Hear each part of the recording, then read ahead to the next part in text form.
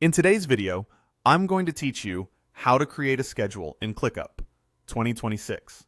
We'll walk through creating a task, adding precise start and due times, and confirming it all in calendar view so you can spot overlaps and plan capacity with confidence.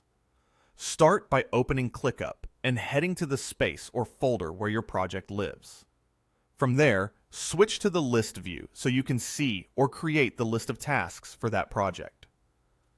Click Add Task, give it a clear, descriptive name so it's easy to recognize later, and hit Save. At this point, the task exists, but it doesn't have any dates yet. Next, click the task to open the full details pane. This is where scheduling really happens. Find the date section and click Start.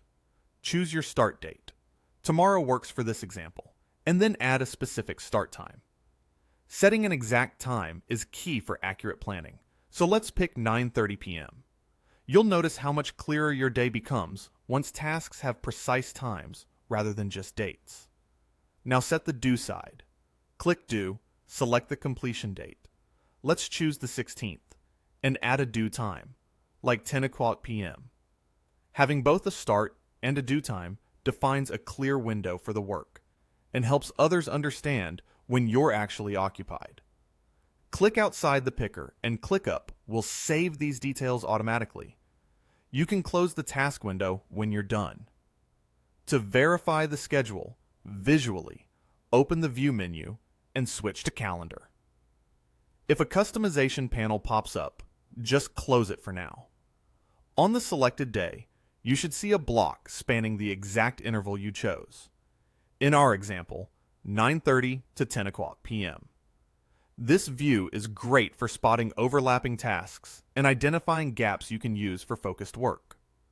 If you prefer, jump back to the task list later and you'll see the start to end interval displayed right next to the task name, which is useful when scanning multiple items at once. If you need to share this plan, use the copy link option from the calendar view to send a direct link to teammates or stakeholders. Then click back into your project to continue working. And that's it. You've created a scheduled task with specific start and due times, verified it on the calendar, and learned a simple way to share the view. Mastering this habit keeps you organized, makes your workload visible, and sets you up for success with your goals. If you found this helpful, give the video a like and subscribe so you don't miss the next one. Thanks for watching, and cheers.